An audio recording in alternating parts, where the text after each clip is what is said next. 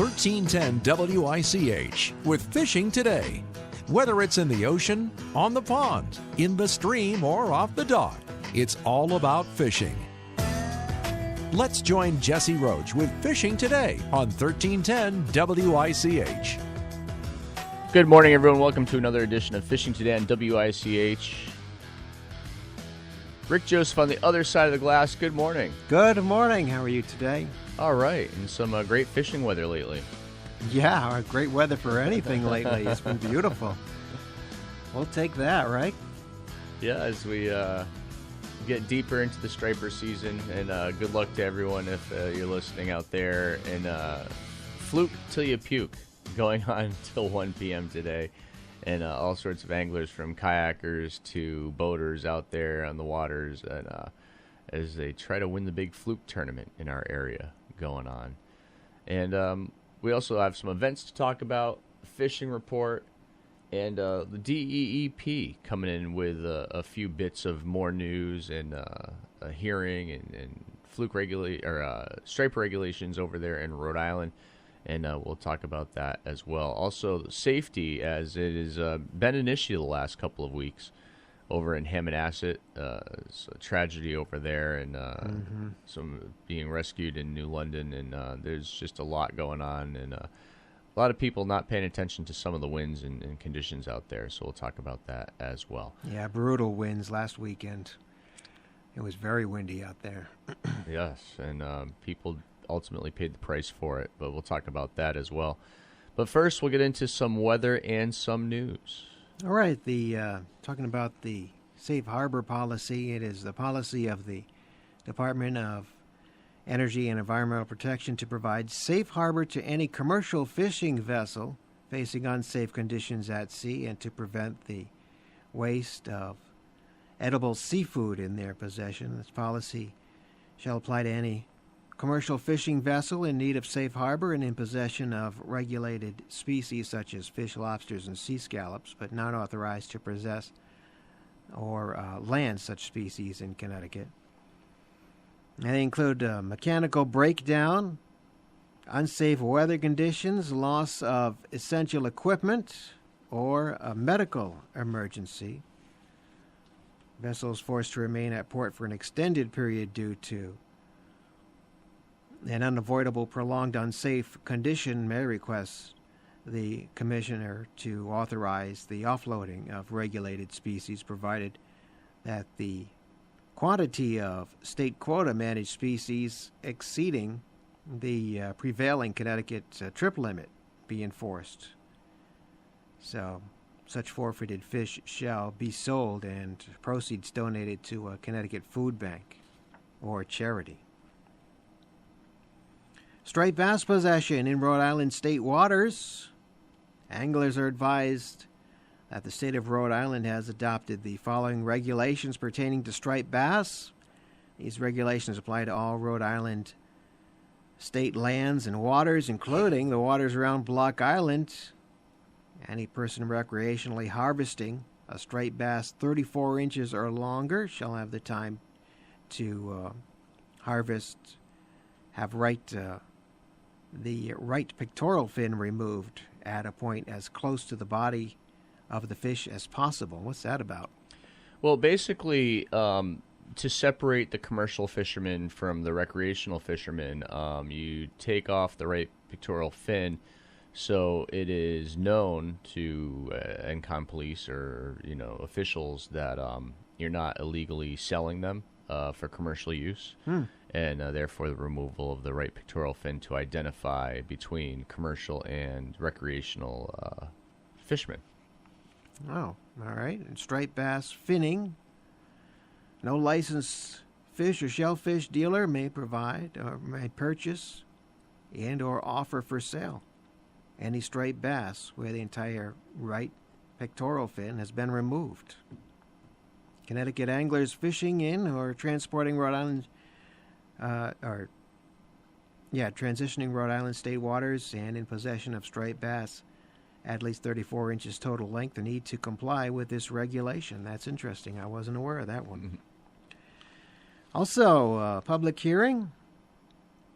Connecticut DEP Marine Fisheries Division hosting a public hearing to get input on the Atlantic States Marine Fisheries Commission's draft amended 4 to the Fishery Management Plan for coastal sharks and to the Fishery Management Plan. The hearing will be held this coming Tuesday. Oh, no, that's next Tuesday, the 28th. June 28th, 7 p.m. at the Connecticut DEP Marine Headquarters. And they're at 333 Ferry Road in Old Lyme. And the purpose of the draft is to Interstate Fishery Management Plan for coastal sharks is to maintain consistency between federal and state FMPs where possible and to better incorporate the intent of the Smooth Dogfish Limited exception in the Shark Conservation Act of 2010 in state regulations. And what else is going on with that, Jesse? Well, there's also going to be talking about Bycatch for Manhattan Bunker. It will also be involved with that conversation and the hearing. It's going to be mostly about the commercial fishermen in that aspect. As us, recreational fishermen love to snag the bunker and drop them for stripers. But a lot of it is if they have fixed gear or they are using nets and whatnot, they might be going for something else. And then there's something to do with bycatch is everything else that's caught in the nets along with what they're looking for. So they're going to be talking about the poundage. I think 1,200 pounds of the Manhattan bunker were allowed. And there's going to be some variances there. So that will also be discussed at the hearing. And that hearing is, again, next Tuesday, the 28th at 7 o'clock p.m. at the Connecticut DEP Marine Headquarters at 333 Ferry Road in Old Lyme. I can't stress enough to go to these hearings.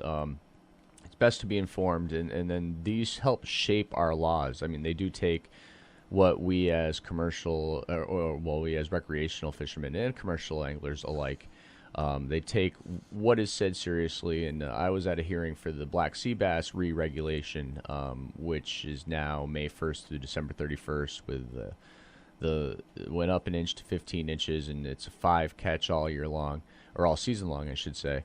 And that was the feedback was taken very seriously at these hearings by everyone. So it's you can sit back and wait for laws to happen, or you can help be a part of how these laws are made, and it's a easy way to get your voice out there to how you feel about a certain species they may happen to be having a hearing about.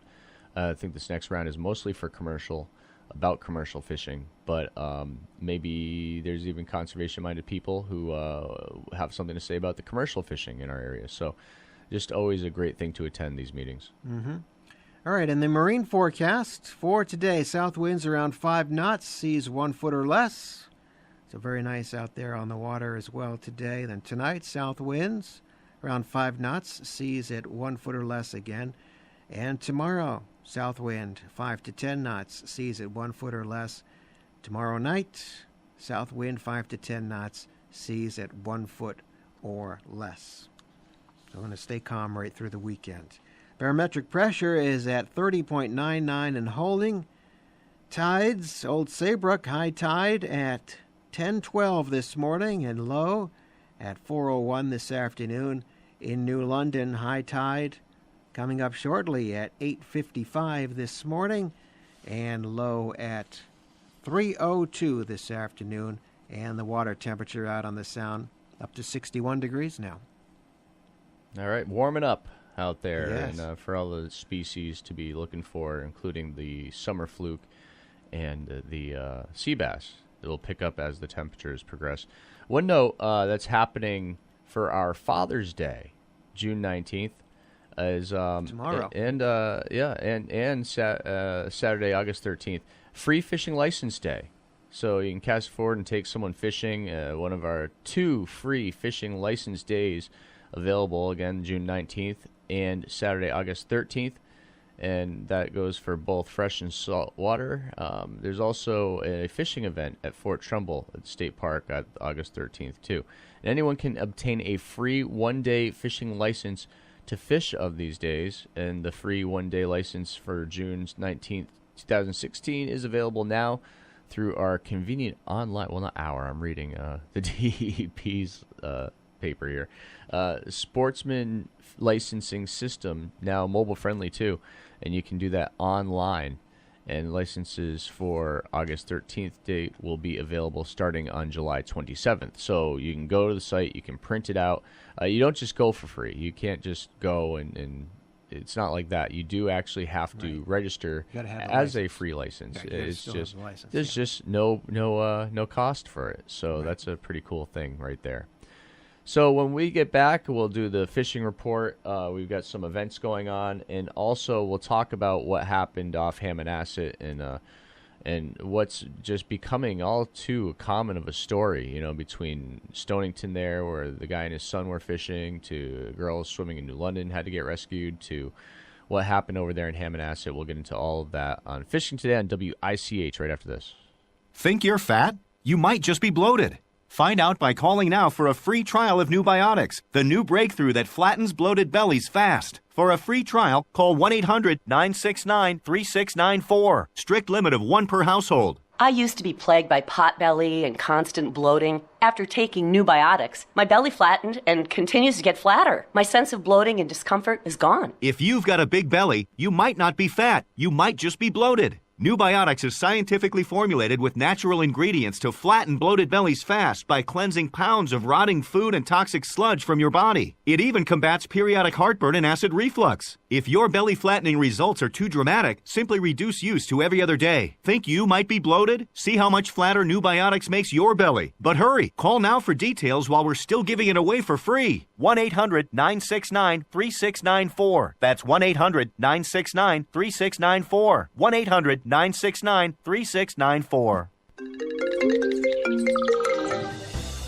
Did that distract you? I'm Ned Hallowell, psychiatrist and author of the best-selling book Driven to Distraction. I've just launched a new podcast called Distraction that's made here in Connecticut. I've seen a lot of people recently who think they have ADHD, but what they really have is a case of modern life. Find Distraction on iTunes and become a subscriber, or visit distractionpodcast.com. Together, we'll turn these problems into strengths as we... Wait, what kind of bird is that? It takes a village and more to save pets' lives. At the Connecticut Humane Society, the focus in 2016 is to continue what they've done every year, save pets' lives. I'm Heidi Voigt of NBC Connecticut, and I've seen firsthand the life-saving medical care provided to the animals. They're kept warm and safe until a forever home is found. Join the mission to help the pets at the Connecticut Humane Society. Visit cthumane.org and find out more about how you can make a difference today by donating or volunteering. With your support, anything is possible. All right, we are back fishing today on WICH, and with the fishing report, inland and good and improving for largemouth bass from the Shetucket River to Cedar Lake over there in Chester to Mansfield Hollow Reservoir up in Wyndham and Batterson Park Pond, Coventry Lake. There are a good and improving bass on the shallows and their nests in many of the waters, and we've got reports of 6.5-pound lunkers coming out of various water. Rogers Lake is fair to good fishing and over in Old Lyme. And, of course, if you want to get out to western Connecticut to Candlewood Lake and East Twin and all the Lake Nona and all that, there's some fair action happening out there as well. The smallmouth bass, Coventry Lake, 2.25-pounders being caught out of there. And it's just improving as we get into warmer waters. The walleye are doing okay at Matchpog Lake and at Batterson Park Pond if you want to go at night for some of those. And for pan fishermen, the calico bass and the sunfish, the post-spawn mortality is slowing a bit after the last couple of weeks. It's reported that there was some mortality happening after the post-spawn. But things are looking up in that respect. Catfish, we have the stocking program here in Connecticut, and there's lots of that going on. Right here in Norwich, right next to us here at the studios, Mohegan Park Pond, seeing some good catfishing action. Also in other places, you have Freshwater Lake, Lake Wintergreen, Pickett's Pond, Bolton Lake, and there's a lot of the catfish management lakes like Silver Lake and Maltby Lakes, and they are doing pretty good and trying live shiners, chunk bait, or night crawlers. Of course, there is your tub of chicken livers on a treble hook that people like to drop to the bottom as well. For the trout, lakes and ponds are still doing okay. Long Pond, Cedar Lake, Black Pond, and Meriden, and 8 to 10 pound rainbow trout recently caught out of Mansfield Hollow Reservoir too, up there in Wyndham. So the trout are still up. The lack of rain is doing a little bit of a dent to our river systems. 8 Mile River is starting to get low.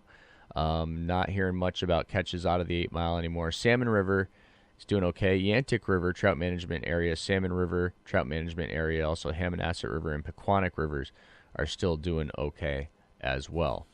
Into the Connecticut River, if you're into that carp fishing, which I still have to get out there and try some of that, the Middletown's Harbor Park seems to be the place to try some carp fishing.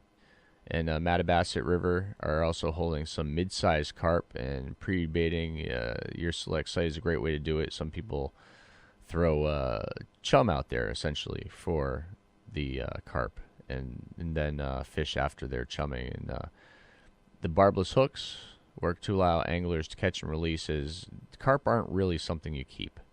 Also in the Connecticut River, smallmouth bass continues to improve, and a variety of surface lures and plastics tend to be what's going on with that.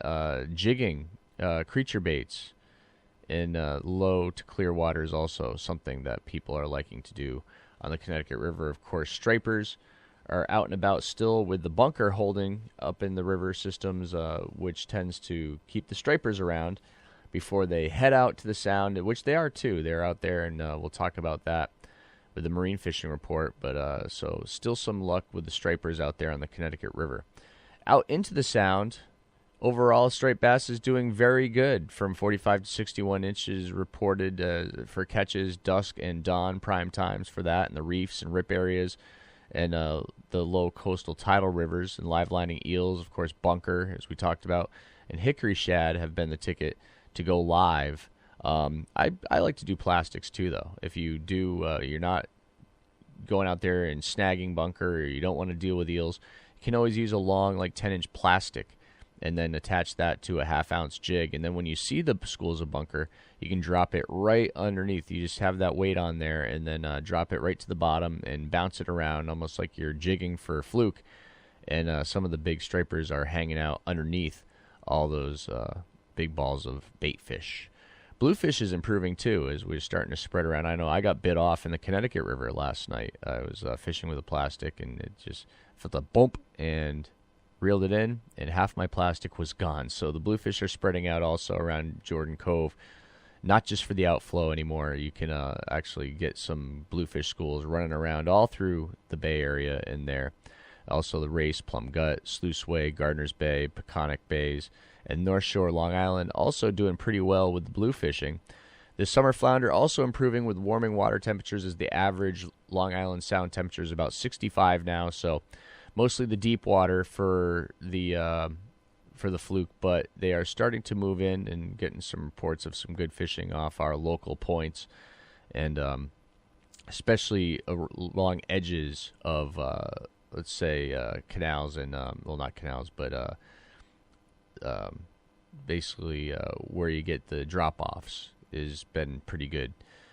Scup starting to do pretty well too, even in eastern Connecticut. It was really the western Connecticut areas were doing best, but now the fluke or the scup are starting to spread out a little bit. The sea bass, that tends to be more towards the deeper water, 80 to 100 feet, finding structure and dropping a bucktail and maybe a gulp, and that seems to be doing pretty well too. So you can check that out. Some events happening in our area. Three Bells Outfitters in Niantic is having a first cast thing happening, and that's next weekend. That's Saturday, June 25th, starts at 9 a.m. And it's a pretty cool thing, because if you're not familiar with the whole kayak fishing, well, they supply you with the gear and the kayak.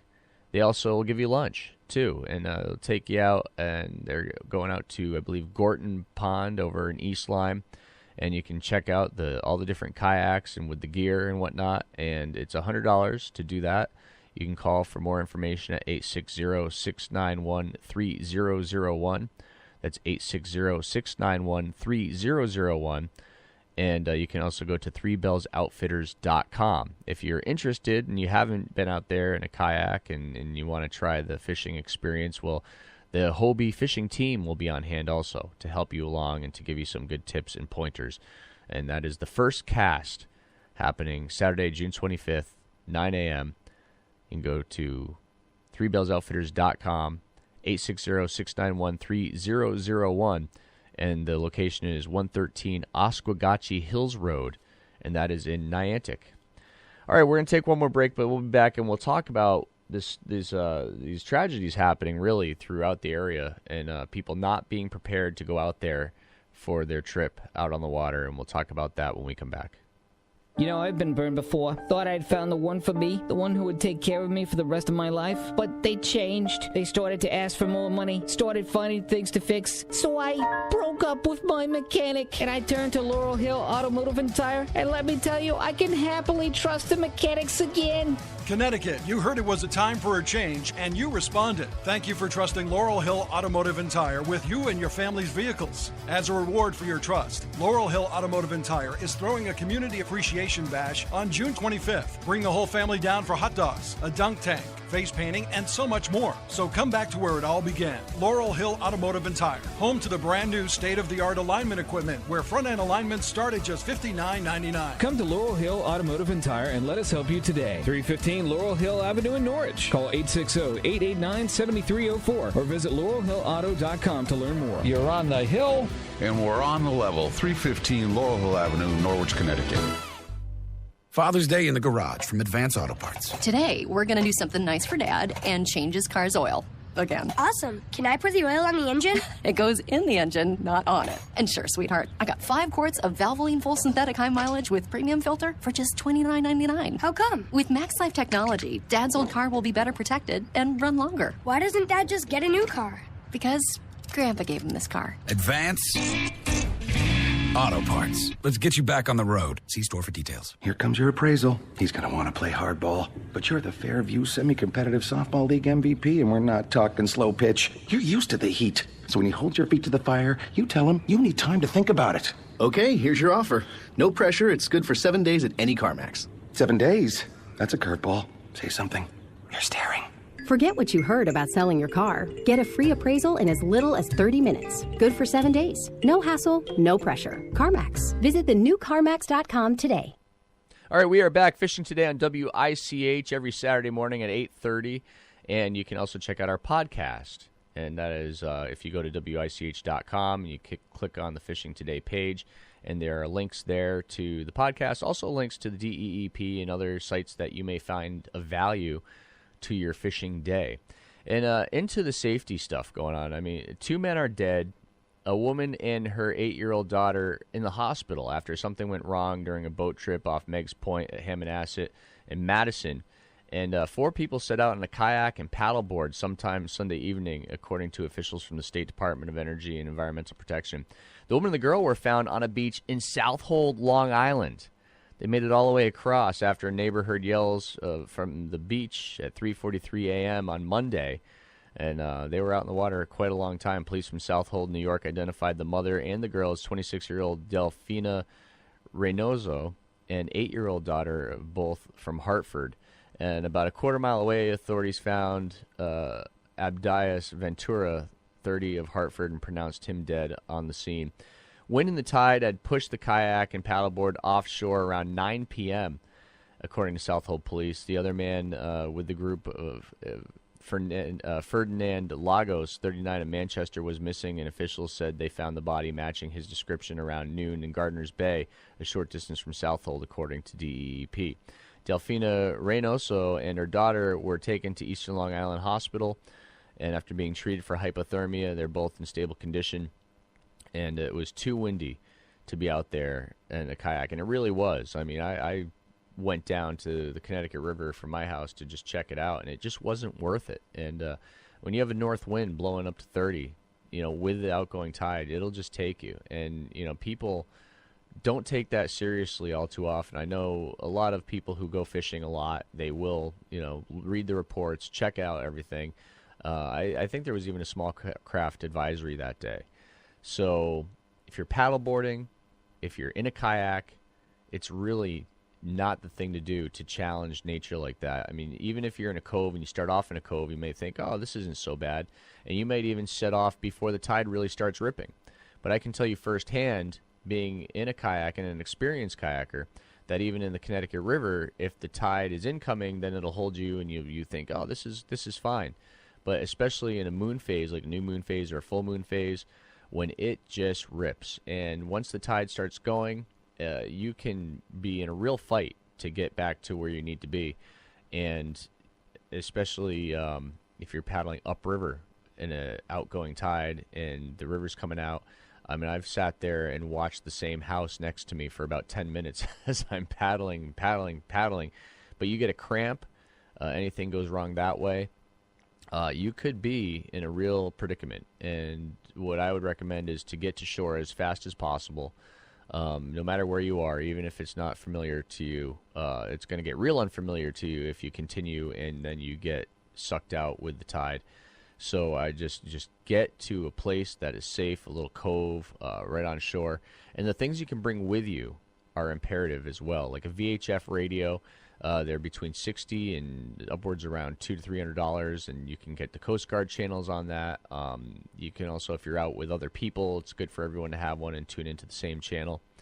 Obviously, your PFDs are a factor. Lighting is huge. You want to be out there and you think, well, it's still sunny out, and then something happens where you're stuck there and you go into the evening.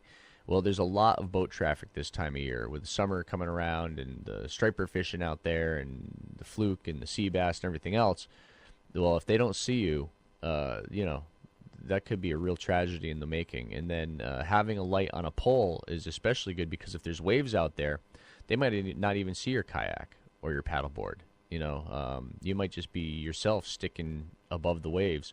So you really want to be seen. A whistle, also something that was mandated this year to have on you. A whistle is important. Some people even have like smoke flares and whatnot to bring on the real serious side of safety is also a possibility. And a number of things. I mean, go online, you can check out all the different safety features, things to have. You want to pack something warm to wear as well. It might start off as a nice sunny day, but you go into the evening and the temperature drops. Well, you can get cold very quickly, and that can also affect everything from your orientation to your muscles to get yourself out of these situations. And speaking of orientation, I wouldn't depend on your phone or a GPS, which can get wet, your battery can die.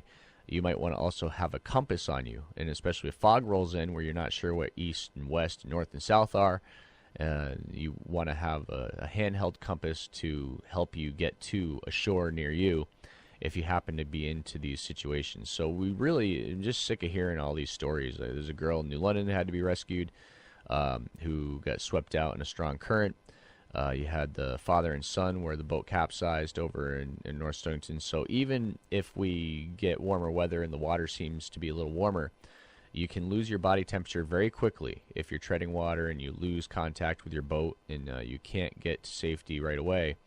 It could be a long treading water, a long time to tread water and to keep yourself warm in the waters. Even if they're around 60, it's still not very safe. And I recommend keeping a PFD on you at all times because if you get separated from your vessel, it could really save the day. All right, that said, safety first out there on the water. Tight lines, everyone, and we'll be back next week. Bob Sampson from the Norwich Bulletin. He does a great fishing write-up, and he's going to be joining us in the near future.